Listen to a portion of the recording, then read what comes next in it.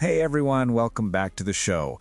It's your guy B, currently trying to decide if my fridge is actually haunted or just old. And I'm Zoe, absolutely certain Where I Ben's have been fridge is living in haunted Baltimore, because he is being buys the foreclosed on. saddest My house is leftovers being known to sold at mankind. auction. Wow. Anyway, today's episode, it's a heavy one.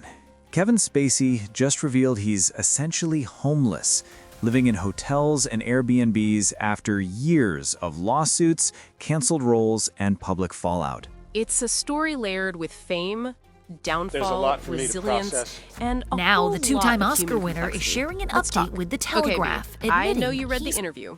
What was your first reaction? Honestly, it's surreal. This is Kevin Spacey, House of Cards, American Beauty, iconic roles. And now he says he literally has no home.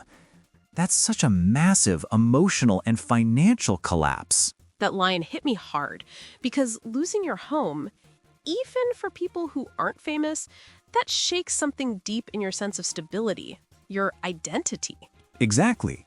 And he frames it not just as a financial problem, but as this strange, nomadic existence, living out of suitcases, moving from gig to gig. It sounds exhausting, mentally. Yeah, because even when you're managing, that constant uncertainty can chip away at you. People forget that being publicly accused, even if you're acquitted, comes with intense emotional pressure. And that's the analytical part I want to highlight, the gap between legal outcomes and public perception. He was cleared in court multiple times, but Hollywood still stepped back.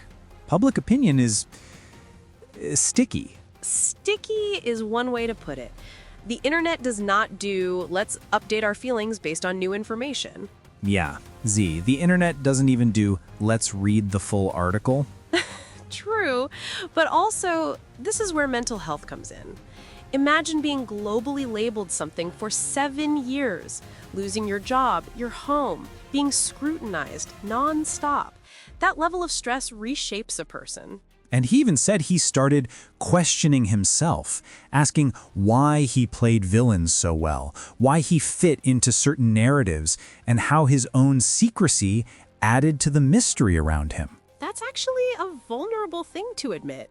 A lot of people think celebrities live in this bubble where nothing touches them, but he's describing identity breakdown, questioning who you are, what you're responsible for, how you're perceived. He also talked about childhood trauma, abusive father, complicated upbringing, and how singing was like a second language for him. The fact that he's now performing in Cyprus, in a nightclub, is wild, but also kind of poetic. Right? Because he's not doing blockbuster films. He's singing old standards, almost like he's rebuilding himself from an older, gentler version of his identity. And performing to audiences who don't care about tabloids.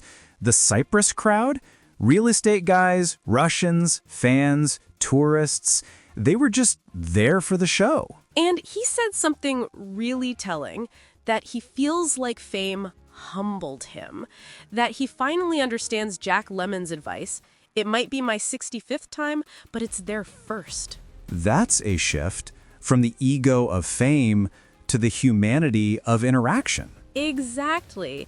And that's what emotional resilience often looks like, finding meaning again after the world strips away everything familiar. Speaking of resilience, he keeps saying he believes Scorsese or Tarantino will call, that one big director will end the blacklist effect. Do you think that's hope or denial? Honestly,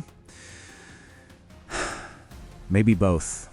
Hope is powerful, but in Hollywood, I don't know. The system remembers everything, even when courts don't. But here's the human part. Hope is sometimes all you have left when your career, home, reputation, everything collapses. Even if it's a long shot, it gives you forward motion. True. He's gone from Hollywood sets to a 1,300-seat Cyprus nightclub singing That's Life. That's almost symbolic. You mean ironic? That too, but also symbolic. Because that song literally says, each time I find myself flat on my face, I pick myself up and get back in the race. And the audience loved him. Standing ovations, a meet and greet that went almost an hour longer than planned. That says something. People still have space in their hearts to separate art from scandal. Or they're willing to forgive when the courts have spoken. Or maybe they just saw a man trying to rebuild. And we all understand that feeling at some level. True. You know, Z, the biggest mental health takeaway here is that public pressure is brutal. When the world has one narrative about you, changing it, even after legal proof, can feel impossible. And identity loss is real. Losing your home, your job, your place in society, that's emotional displacement. Like wandering through your own life without an address. Yeah, and I don't think we talk enough about the emotional toll of public shame, even when accusations aren't proven. Because shame is isolating. It disconnects you from your own story. Then rebuilding becomes this long climb back to yourself. And whether people sympathize with Kevin Spacey or not, the climb is still real. And maybe that's why he's performing now, singing, telling stories, reclaiming the parts of himself that existed before the headlines. Yeah, the guy's living out of hotels and Airbnbs, but he's also trying.